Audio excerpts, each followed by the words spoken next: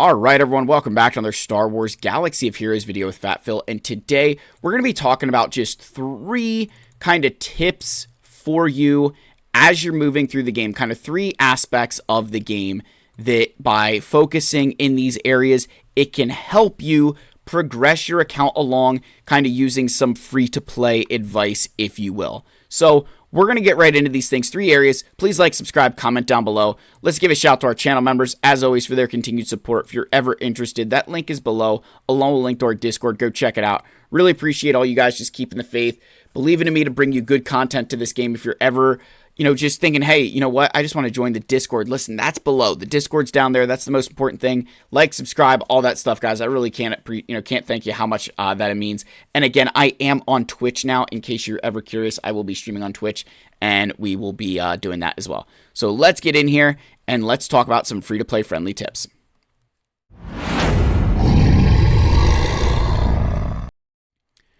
All right, the first one is ships. Ships are one of the most important parts of this game, and they are the reason I say that they're super free-to-play friendly is because it doesn't matter as to the quality of your mods. It doesn't matter, they're equal. The only things that matter in ships are the relic levels on your pilot, their specific ability levels, and if they have 6-stop mods. It doesn't matter if those mods match. It doesn't matter if they're 342 speed, or they're 0 speed. It doesn't matter. Your ship, your Leviathan, will still be the same speed as mine. That right there is why ships are such an important thing for players to work on. I'm going to pull up one of the accounts in my fleet arena here. This guy, Plemwig here. So he's got a Leviathan. Darth Revan here is sitting at, 312 speed. So much slower Darth Revan than mine. And yet his Leviathan, guess what? 184 speed. This account only has 9 million galactic power, right? 9 million galactic power on this account. But because he's got Leviathan, he can climb in Squad Arena. The difference that makes, it gives him an edge that because of the way the mirror match works, the relics don't matter, right? And that happens for a lot of these capital ships where either the relics don't matter or because there's enough counters that exist, it's not as big of a deal. If you remember back in the day, there was a, shout out to AP Gaines. AP Gaines literally made a living, right? His entire thing was based off the fact that he would just set the 3 best, the best ships on defense. He would do a ships only defense all the time. And it would work. He climbed into like Kyber 2 and consistently stayed in Kyber 2, literally just placing ships because he had faith that his opponents, they could not clear those 3 fleets while he could full clear their board with everything else that he had. That's the advantage that being good in ships can do. And if you're free to play and you're ever kind of looking for direction, I always recommend ships because it is one of those areas that as a free to play, you can be the equivalent of a whale on. Because it doesn't matter how good of mods they have on those characters. As long as you're matching their relics, as long as you're matching their Zetas and everything else, you're fine. So I highly, highly recommend working on ships. It is the great equalizer, in my opinion, between whales and free to play. The next thing I will encourage you to do if you are free to play, this kind of came up where I was mentioning for some of you, hey, might be a good idea to work on your, Spectre units. And somebody said, well, why would I do that? I'm just going to wait for them to go accelerated. Listen, farming accelerated characters is a great thing. But one of the biggest mistakes you will make as a free to play is thinking that you can't farm non-accelerated characters. The non-accelerated characters are oftentimes the most valuable. They're the current characters. They're what you need for the raid or, conquest. They have the best kits in, TB or, GAC or Territory Wars. The other thing I try to encourage you to think about is what accelerated character are you farming? What are you actually farming that's more valuable than, say, the Dark Side clones? Like, what could you possibly be farming? There's a few answers I would accept. But if you're sitting there and telling me that you're farming your Jawas or maybe Dr. Aphra, excuse me, I'm yawning. No, it's late at night here. Dr. Aphra, like if you're farming something else, it's probably not as valuable as those dark side clones are. So like, don't be afraid of those accelerated farms, because they really do, or like non-accelerated, you can't be afraid of them because they really do make a big difference in your account. And especially if you're free to play, the more recent, the more current you can keep some of your characters, the better. Just think, in this current conquest for Maz Kanata, right? Having those dark side clone troopers, Omega Fugitive, Jedi Vanguards, having those teams is going to allow you to do a lot more in this conquest. And that's just something that, hey, maybe you weren't, maybe you were building some stuff that isn't accelerated yet, but because you thought that it would be useful, you went and did it. So there's a lot of those instances, if you're free to play, where you can kind of look at your characters and say, you know what, I don't really have a use for Bodhi Rook, and, I know he's in a store anyway, but, oh, excuse me, folks, my apologies. I'm so glad that this didn't happen when I was streaming with Ali, Kate, and Egnards, because the yawn counter would have gone up. So, haha, Egnards, suck it.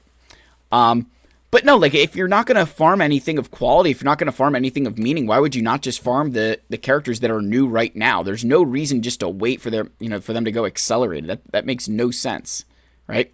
And by the time they go accelerated, they're not as valuable anymore because there's the new kids on the block. Shout out Donnie Wahlberg.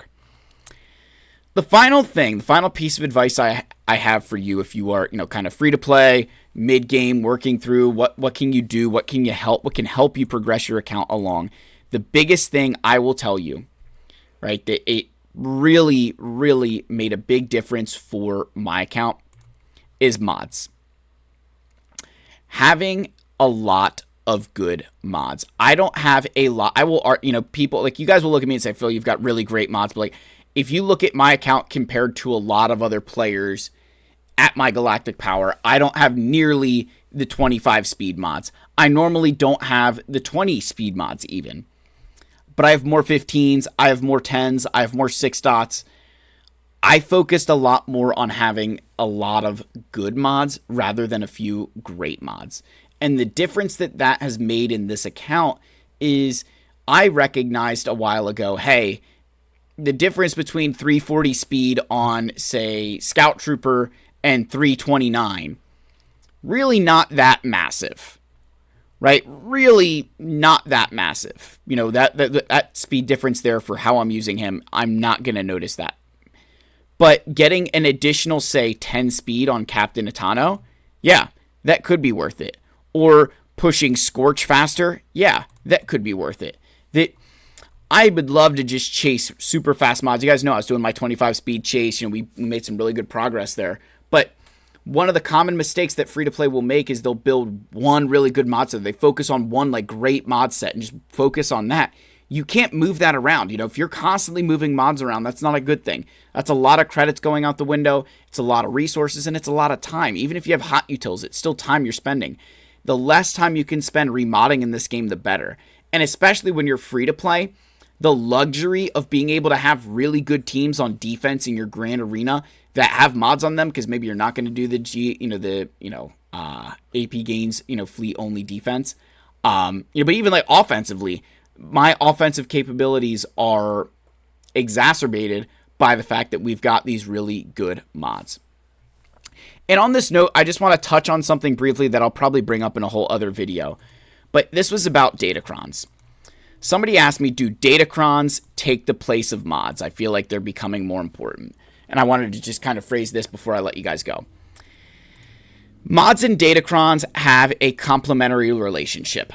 The better your datacrons are, the better your mods become. The better your mods are, the better your datacrons become. They complement each other. Let's just use, say, I'm going to just go into my squad arena real quick just to pick on a few mods here. So if I was going to fight this person, and let's say I equip the CX2 Cron here. These stats are going to be, are going to complement the ones I already have on my clone team, right? They're already going to complement that team. They're going to make that team better. Similarly, right, these are going to make my team better. These are going to make my team better. The whole idea with with the way these stats on datacrons can work. One, your level 3, 6, and 9 will never be able to get replaced by mods, right? These even like 61% critical damage, there's no mod set in the world that can get you that much extra critical damage. You gotta, go all in on, the triangle and then the set. And I think you'll get, an extra 70%. So I could still get more extra, more critical damage from that than I could. I got 95 here. Nothing takes the place of that, right? So there we go. But the point I'm making, right, with mods and Datacrons, mods and Datacrons, again, complement each other. The better one is, the better the other is. One cannot completely replace the other one and vice versa. The one thing I will say, mods are in every single game mode, where Datacrons right now are only in Squad Arena, GAC, and Territory Wars. Again, I do think that there's been some data mines that they're going to be coming in other game modes, but for right now, I would still say that if you're free to play, mods will be the way to go, but I would ignore Datacrons at your own peril, because they are playing a really big role, and if you have good mods, they will make those mods even better. So that's the end of the video, folks. Like, subscribe, comment down below. Would love to hear your thoughts, and I'll see you in the next video. Cheers, my friends.